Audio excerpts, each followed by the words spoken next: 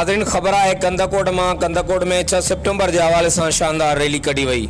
वतन ऐं क़ौम के लिए जानन जो नज़रानो पेश कंदड़ जवानन के सलाम ऐं भेटा पेश करण लाइ कंदकोट में DC ऑफिस का प्रेस क्लब ताईं डिप्टी कमिश्नर मुनवर अली मिठियाणी, AC एडी चना, ASP हसनैन ऐं ॿियनि जी अॻुवाणी में रैली कढ़ी वई।